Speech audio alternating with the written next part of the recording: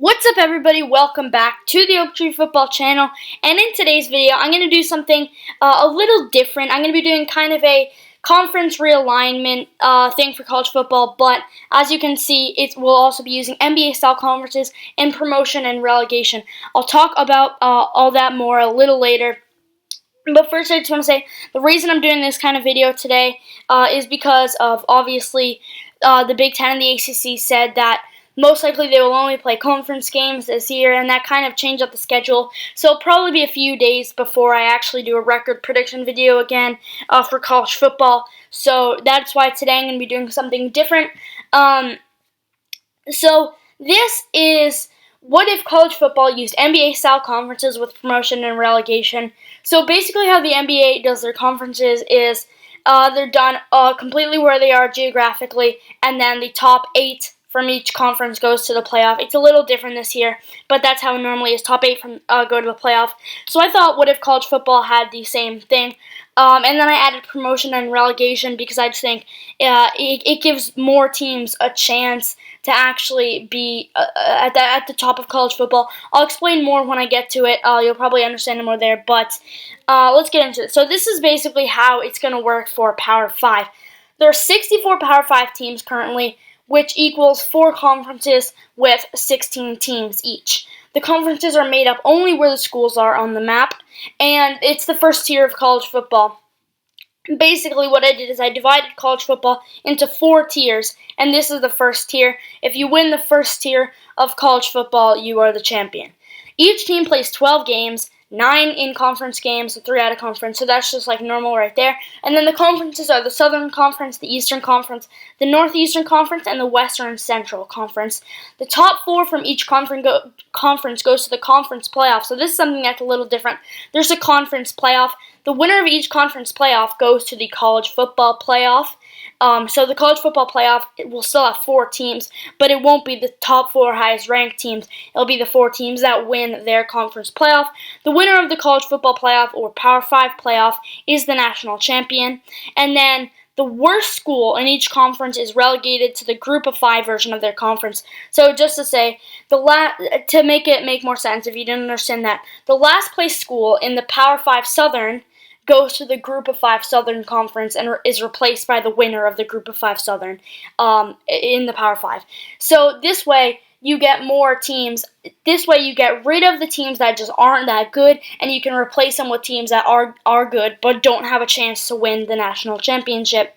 Moving on to how this is going to work for Group of 5, there's 59 Group of 5 teams. They're going to have 3 conferences with 15 teams, 1 with 14 teams. Conferences, again, are made up only where the schools are on the map. This is the second tier of college football. Each team plays 12 games, 3 in conference, or 9 in conference, 3 out of conference, like normal, like the other conference, like the other, what do you want to call it, like tier. The conferences are the same: Southern Conference, Eastern Conference, Northeastern, and Western Central. Top 4 from each conference goes to the conference playoff. Winner of each conference playoff goes to the Group of 5 playoff. Winner of each winner of the college football playoff, Group of 5 playoff, is the Group of 5 champion. The winner of each conference playoff replaces the last place school in each Power 5 conference. So basically, the winner of each Group of 5, so the winner of the Group of 5 Southern would replace the last place team in the Power 5 Southern. That's just how that works. Like I said, I just think it would be a good way to get more teams actually involved in real chances at the college football playoff. Like UCF a few years ago said they could win, they could be the national champions. This actually gives them a chance to go up and actually become national champions if they can win their conference. Moving on to FCS. This is how FCS is going to work. The FCS equivalent of the Power 5. So FCS doesn't actually have Power 5, but in my opinion, the 5 best conferences are the Missouri Valley, the Colonial Athletic Association, the Ohio Valley, Southern, and the Big Sky. Those are the 5 best FCS conferences, so those are the FCS Power 5. The 52 teams in the FCS Power 5 are the 3rd tier of college football, 4 conferences of 13 teams. Each team plays 12 games, 9 in conference, 3 out of conference. Conferences are the same: the Southern, the Eastern, the Northeastern, and the Western Central. The top 4 from each conference goes to the conference playoff. The winner of each conference goes to the FCS playoff. Winner of college football playoff is the FCS Power 5 national champion. The winner of each conference playoff replaces the last place school in each group of 5 conference. That's basically how it worked earlier, except just with different schools. And then the rest of FCS, or the 4th tier of college football, playoff and promotion system is the same as Power 5 FCS. So that's basically how it's all going to work. So now I just want to show you a map of how the conferences would look. So right now, this would be the Southern Conference. The West Division, this is the Southern Conference, like I said. The West Division is Oklahoma State, Oklahoma, Arkansas, Texas Tech, TCU, Baylor, Texas, and Texas A&M. That's the West Division. And then the East Division is Ole Miss, Mississippi State, Alabama, Auburn, LSU, Florida State, Florida, and Miami. So this is actually a very, very good conference. It's one of the better ones because it has Oklahoma, Texas, Alabama, Auburn, LSU, Florida. Florida State's been pretty good historically. Miami's been pretty good historically. It has a lot of historically good teams, and so this is a very good conference. It has very many good teams that are good currently as well. This is definitely a very good conference. So basically, top 4 from this conference would have their own conference playoff, and then the winner of the conference playoff would go to the normal playoff. This is the Southern Conference. Moving on to the Eastern Conference. In the Eastern Conference, the North Division is Syracuse, Boston College, Penn State, Pitt, Rutgers, Maryland, Virginia, and Virginia Tech. And then the South Division is North Carolina, Duke, NC State, Wake Forest, Clemson, Georgia, Georgia Tech, and South Carolina. So you got all the Carolina teams that are in the South Division, and then Georgia. I was considering putting Georgia in the Southern Conference, but I think it does make pretty good sense having them in the Eastern Conference. North Division, it's very good. You get a lot of good rivalries in there. Penn State versus Pitt, Virginia versus Virginia Tech. And then it has Rutgers. The Eastern Conference has Rutgers, and Rutgers probably wouldn't be great. But because of promotion and relegation, Rutgers could be relegated down to the Group of 5 Eastern, and then you get a new team that replaces them that could be better. So this is also a pretty good conference. You got Georgia and Georgia Tech that against each other. That rivalry will happen. You got Clemson and Georgia in the same division. That's good right there. And then you got South Carolina, Clemson each year playing against each other. Got all the Carolina teams. So this is a pretty good conference as well. Has some good rivalries. Moving on to the next conference, which is the Northeastern Conference. Now, this one is the Northeastern Conference because in college football, there's a lot more teams on the East than there are on like the West and in the North. So this is the Northeastern Conference, but a lot of the teams that are on the East side are more northern than some other schools. So the North Division is Minnesota, Wisconsin, Michigan State, Michigan, Northwestern, Illinois, Iowa State, and Iowa. And then the East Division is Ohio State, West Virginia, Purdue, Indiana, Kentucky, Louisville, Tennessee, and Vanderbilt. So Michigan, Ohio State is a protected rivalry now because they are not in the same division, so they wouldn't. Basically, I didn't explain this earlier, but for your 9 conference games, 7 of them are against division opponents, and then 2 of them are against 2 other teams in the other division. Ohio State-Michigan is now a protected rivalry, but I think this is a pretty good conference. Michigan State are still in there. Iowa State are in the same conference now. Vanderbilt and Tennessee are still in the same conference. Louisville and Kentucky are in the same conference.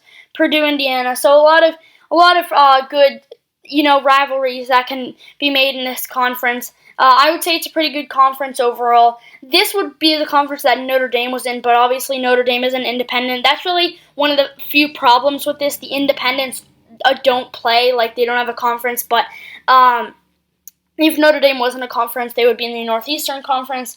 But yeah, this is the Northeastern Conference, and it is a pretty good one. But moving on to the final conference, which is the Western Central Conference. In the West Division, it has Washington, Washington State, Oregon, Cal, Stanford, USC, UCLA. And the Central Division is Utah, Arizona State, Arizona, Colorado, Kansas State, Kansas, Nebraska, and Missouri.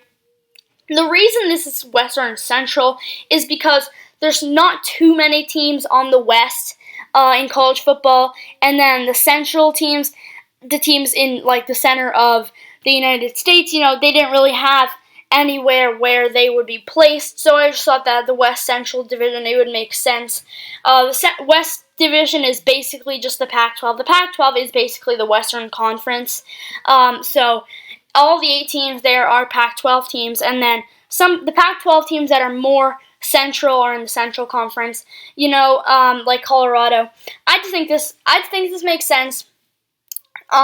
It's not the best for rivalries, but there are definitely still some good rivalries in here. All the California teams, you got Arizona versus Arizona State, Colorado versus Utah, Colorado versus Nebraska, Kansas State, Washington versus Washington State, Oregon versus Oregon State. So there are some pretty good rivalries in here, and it does look like an okay conference. This would probably be the worst conference overall, I would say, but it still is a pretty good conference.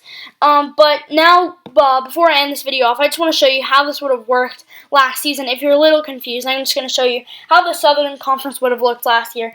So these would have been the Power 5 Southern Conference standings last year.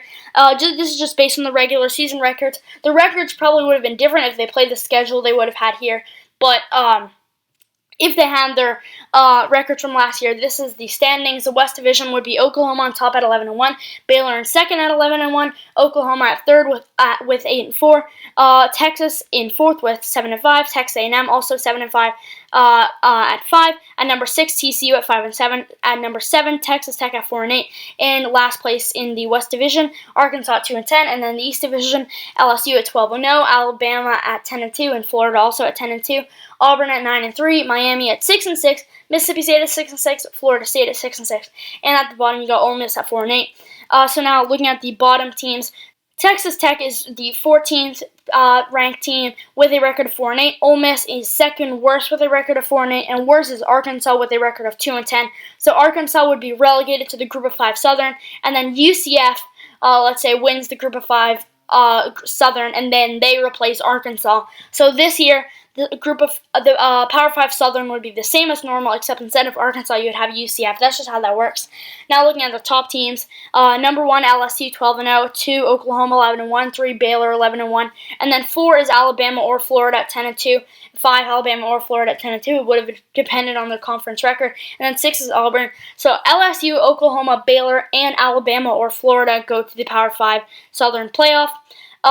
So number 1 would have been LSU versus Alabama, Florida. Number 2 Oklahoma would be number 3. Would play against number 3 Baylor. So let's just say LSU and Oklahoma win those 2 games. They go to the Southern playoff final. Number 1 LSU versus number 2 Oklahoma. Let's say LSU wins. They go to the College Football Playoff or Power 5 playoff. And let's just say this is how the playoff looked. Number 1 LSU plays number 4 Oregon. I gave Clemson the number 2 spot because I think they're in a tougher conference than Ohio State. But Clemson still plays Ohio State in the semifinal. Let's say LSU and Clemson win again. So the college football final is LSU versus Clemson. Let's say LSU wins. They're the champions of college football. So that's just how this would have worked last season. It would have worked the same for all the other conferences. I'm only going to show the Southern Conference, but that's how this worked. So yeah, that's going to be it. I know it's a bit different from what I normally do, but it's just an idea I thought. This will probably never be added to college football, but I just think the conferences, it would be pretty cool. It would be cool to see a conference playoff, and to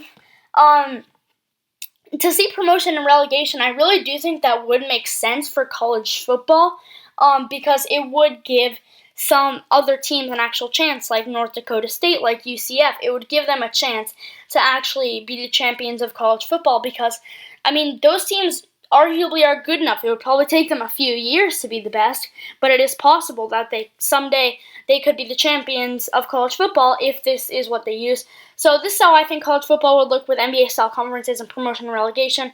If you guys enjoyed this video, don't forget to leave a like. Thank you guys for watching. I hope you enjoyed. If you're new around here, feel free to subscribe for more daily NFL and college football content. Thank you for watching. I hope you enjoyed, and I'll see you guys in the next video.